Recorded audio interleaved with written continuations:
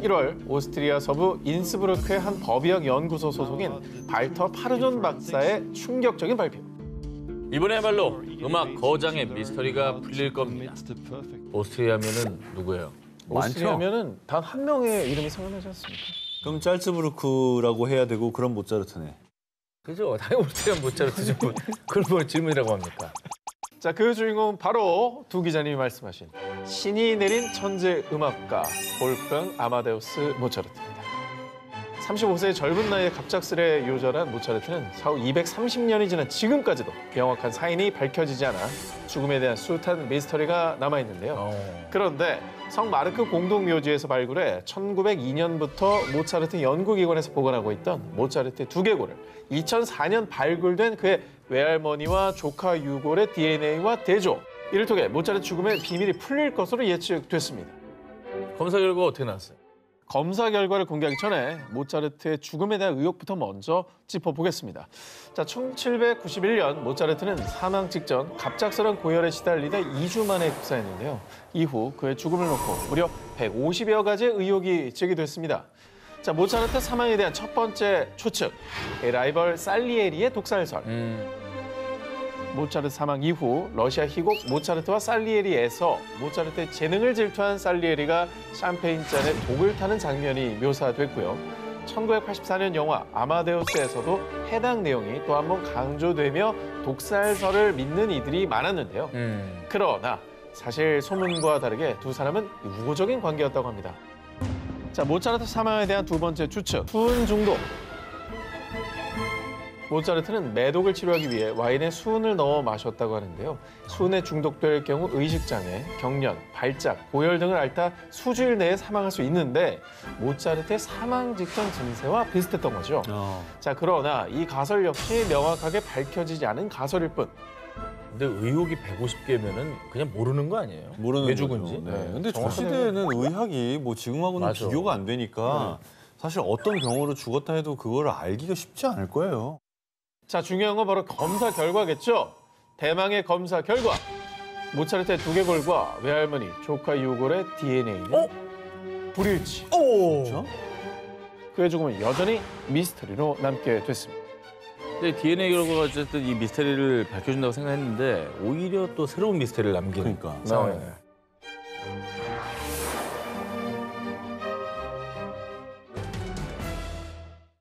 한 사람은 왕, 한 사람은 철가면으로 서로 다른 인생을 살게 된 쌍둥이의 운명을 그린 레오나르도 디카프리오 주연의 영화 아이언 마스크.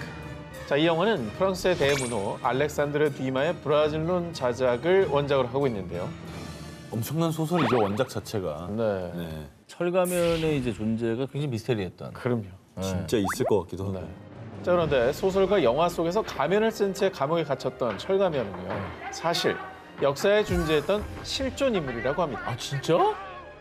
많은 역사학자들에 따르면 철가면은 1669년 수감된 뒤 1703년 바스티유 감옥의 독방에서 사망한 죄수로요. 그는 소설과 영화 속의 주인공이 철가면을 쓰고 살아했던 것처럼 검은 벨벳천으로 약 30년 세월 동안 얼굴을 가려야 했는데요. 일명 철가면으로 불리는 그는 정체도 죄명도 알려지지 않았으며 어째서인지 간수들은 그에게 귀족들이 먹을 법한 고급 식사와 술을 극진하게 대접하는 등 정체를 알 수 없는 신비에 둘러싸인 인물이었습니다. 신기하다. 게다가 더욱 미스터리한 것은 그가 사망한 뒤에도 마르시올리라는 가명으로 매장, 그뿐 아니라 그가 감옥에서 사용했던 모든 물건을 불태우고 감옥의 벽까지 모두 긁어내는 등 그의 정체를 두고 의문만 더해갔습니다. 무려 300년이 넘는 시간 동안 미스터리한 철가면의 정체를 두고 수많은 추측이 제기됐는데요. 철가면의 정체에 대한 첫 번째 주장, 왕비의 외도로 인한 사생아설. 프랑스 철학자 볼테르는요, 남편인 루이 13세와 사이가 좋지 않았던 안 도트리슈 왕비가 외도로 사생아를 낳았고 바로 그가 철가면이라고 주장했습니다. 그리고 철가면의 정체에 대한 두 번째 주장, 루이 14세의 친부설. 먼저 루이 13세와 그의 아들 루이 14세 초상화를 보여드리겠습니다. 너무 다르게 생겼네. 자, 이를 두고도 사람들은 왕비가 외도로 루이 14세를 낳았으며 이 사실을 감추기 위해 루이 14세의 친부를 얼굴을 가려 감옥에 가두었다고 주장. 야, 근데 알 수가 없다. 기록이 안 남아있으니. 아, 근데 프랑스식이나 되는 나라도 기록이 전혀 없나 보네요. 아니, 의도적으로 다 없애버렸죠. 기록을 은폐했으면 남아있을 수가 없는 거죠. 야, 일부러. 과연 바스티유 감옥에 갇혔던 철가면의 정체는 누구이고 무엇 때문에 이렇게 베일에 쌓여 있었던 걸까요? 조선판 셜록의 미스터리 사건일지. 자, 이번 특종의 주인공은 수령이 지켜야 할 지침을 담은 목민심서를 쓴 실학자이자 세계 문화유산인 수원 화성을 건설하기 위해 거중기를 구안해낸 과학자로 여러 방면에서 활약한 다산 정약용 선생입니다. 그런데 조선 최고의 실학자였던 그가 일명 조선판 셜록으로 범죄 수사에도 탁월한 능력을 갖추고 있었다는 사실 알고 계셨습니까? 범죄 수사요? 순조 1년 천주교 신자라는 이유로 의금부에 체포된 뒤 유배 생활을 하게 된 정약용. 그는 18년의 유배 중 무려 500여 권의 저서를 남겼습니다. 그중에서도 억울한 죄인을 없애기 위해 쓴 형법서 흠음신서는요. 수백 년이 지난 지금까지도 법조인들의 필독서로 손꼽히고 있습니다. 자, 그런데 말입니다. 이 흠음신서 속에 아주 미스테리한 사건이 담겨 있습니다. 때는 1814년 12월 전라도 나주. 서로를 꼭 끌어안은 한 남녀가 온몸이 불에 탄 상태로 발견됐습니다. 아하. 당시 초검을 시행한 나주 관아에서는 한동안 비어있던 방에 갑자기 불을 떼면서 연기가 발생. 두 사람이 질식한 상태에서 불이 소못에 옮겨 붙었다며. 그러니까 이 질식과 화재로 인한 사고사다. 땅땅땅 결론 내렸습니다. 그런데 이 판결에 의문을 제기한 사람이 있었으니 조선판 셜록 정약용이었습니다. 이게 근데 괜히 그러셨을 것 같지는 않고 당연하죠. 뭔가 이상하다 이렇게 본 거죠. 난 이 사건을 인체 자연발화 사건이라고 이름 짓겠네. 인체 자연발화? 그렇습니다. 먼저 정약용은 구두를 덮일 때 일어나는 연기에는 독이 없기 때문에 질식사할 수 없다고 주장. 그리고 조사 좀 제대로 하라고. 헐에 올려놓은 발은 멀쩡한데 몸과 다리가 불탔잖소. 남성 시신의 음경이 발기된 상태로 지나친 음욕으로 장기에서 음화가 발생해 사망했고 이후 불이 몸 밖으로 번져 몸을 태운 거라고 주장한 것입니다. 근데 이 현상을 보고 조선시대의 인체 발화를 생각했다는 게 그게 진짜 대단한 거죠. 근데 굉장히 인체 발화 사건이 형법서의 흠음신서에 기록돼 있다는 것도 정말 신기하고 결국은 굉장히 미스터리한 사건인데 야, 이게 진실이 뭐였을까요? 천재 과학자. 지금까지도 조선시대 최고의 천재 과학자로 평가받는 장영실. 그런데 말입니다. 역사적으로 위대한 공을 세우며 종삼품인 대호군의 자리에까지 오른 그였지만요. 조선시대 가장 미스터리한 인물로 손꼽히고 있습니다. 당시로서는 상상도 못할 기술이 많이 선보여졌죠. 그래서 미래에서 조선으로 간 외계인이 아니냐라는 생각이 들 정도로 좀 놀라워요. 그럼 지금부터 무려 472년 동안 왕의 주변에서 일어난 모든 일들을 세세하게 기록한 조선왕조실록을 통해 장영실의 미스터리를 살펴보겠습니다. 1433년 세종 15년 9월 16일 세종실록에 따르면요. 장영실은 그 아비가 본래 원나라의 소주 항주 사람이고 어미는 기생이었는데 공교한 솜씨가 보통 사람보다 뛰어나므로 태종께서 보호하셨고 나도 역시 이를 아낀다. 따라서 장영실이 조선의 신분 계층 중에 가장 천한 노비였기 때문에 그의 출생일과 성장 과정이 알려지지 않았다라고 추정되고 있습니다. 근데 어쨌든 낮은 신분이었는데도 그 자리까지 올라갔다는 건 정말 대단한 거죠. 그렇죠. 능력만으로. 그러니까요. 더군다나 조선시대에서. 그러니까. 네. 그런데 말입니다. 수많은 업적과 공을 세운 그가 1442년 이후 조선왕조실록에서 완전히 사라져버렸는데요. 그 결정적인 이유 1442년 3월 16일자 세종실록을 살펴보면요. 대호군 장영실이 안여 만드는 것을 감독했는데 건실하지 못하여 부러지고 허물어졌으므로 의군부에 내려 국문하게 하였다. 의군부에서 장영실에게 군장 100대를 집행했다고 전해졌는데요. 그런데 놀랍게도 이 내용이 조선왕조실록에 담긴 그에 대한 마지막 기록이었습니다. 그런데 여기서 또 하나 미스터리한 건요. 장영실과 함께 안여 제작을 책임졌던 문신 조순생에 대해서는 아무런 처벌을 내리지 않았다는 겁니다. 그리고 세종이 장영실을 파면한 것에 대해 사람들은요.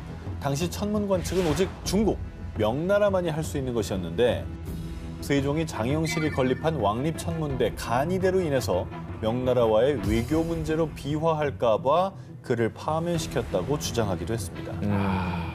실제로 세종의 어떤 과학 연구에 대해서 명나라가 굉장히 간섭을 많이 했다고 그러더라고요. 이 커버가 들어간 걸 수도 있구나. 그 당시로서는. 일단 벌을 줬다라는 거 남겨두고 뒤에서 이렇게 잘 할 수 있도록 좀 신경 쓴 게 아닐까?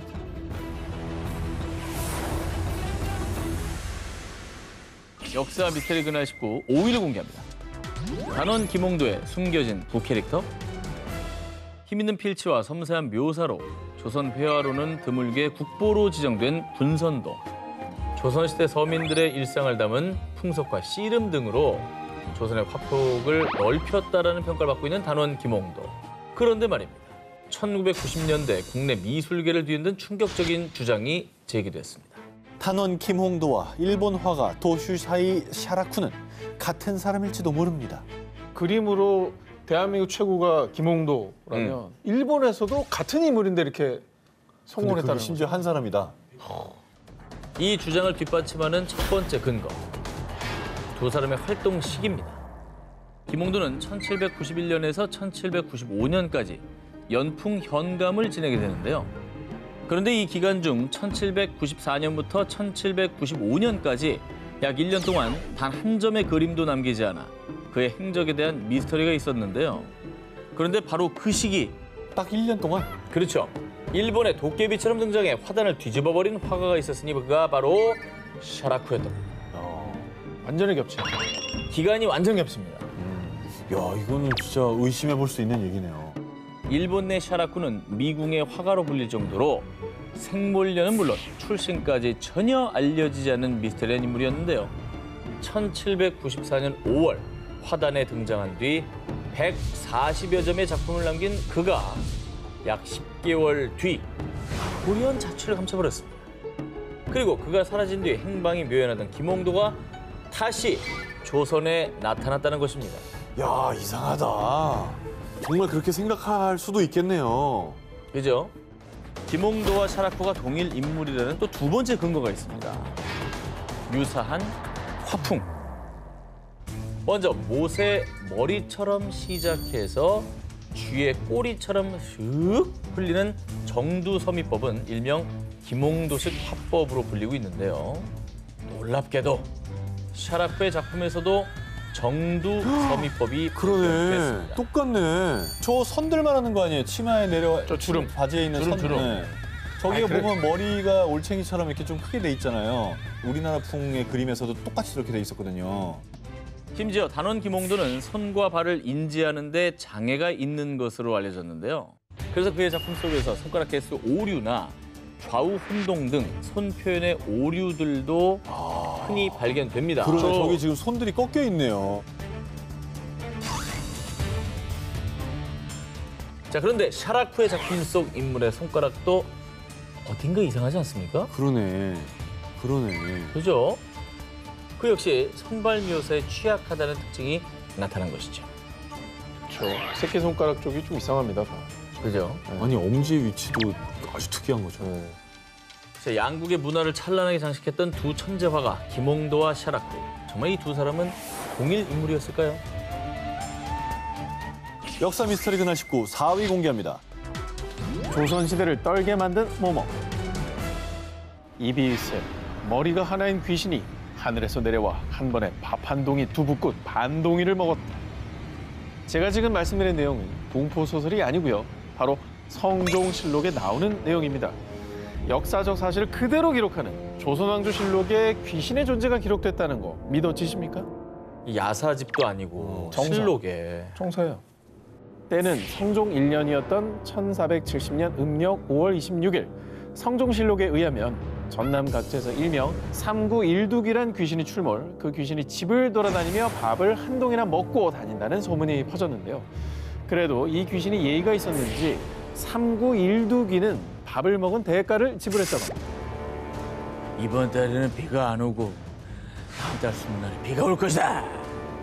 일기에 보여주고 가는구나. 그렇습니다. 바로 날씨를 예언하는 귀신이었던 거죠. 자, 그런데 말입니다. 이 조선왕조실록의 미스테리한 기록은 이뿐만이 아닙니다. 1511년 5월 9일 중종실록에 기록된 충격적인 얘기. 밤에 개 같은 짐승이 문소전 뒤에서 나와 앞 묘전으로 향하는 것을 괴이하게 여겨 쫓으니 서쪽 담을 넘어 달아났다. 진짜 이상하다. 조선의 궁궐에 개와 비슷한 짐승이 나타났다가 달아났다는 건데요. 게다가 그닐 권례에서 숙직하던 군사가 괴물이 있다는 헛소리를 전하자 한 사람이 부르면 100사람이 부동하듯이 휩쓸렸다. 어떤 자가 망령된 말로 말같이 생긴 괴물이 나타나 이리저리 치닫는다고 하자 금군들이 놀라 소리치면서 소동을 피웠다. 앞서 등장했었던 괴물은 16년 뒤 그리고 21년 뒤에 또다시 등장. 심지어 대낮에 괴물이 대비의 침전 창벽을 두드려 대비전을 경복궁으로 이전하는 사건까지 발생했습니다. 어휴, 이건 좀 큰일이네요. 보는 사람이 많은 궁전 내에서 있었다는 거 아니잖아요. 그렇죠. 저기 그 영화 물괴에 나오지 않았나요? 괴물 나오는 영화? 조선시대 뭐 괴물 스토리에 물개가 있었죠. 아니, 그 영화 앞에 실록에서 모티브를 얻었다는 말이 있긴 해요. 조선왕조실록에 담겨있는 정체 모를 존재들. 과연 실제로 나타났던 걸까요? 아니면 흉흉한 세상에 도는 괴담이었을 뿐일까요?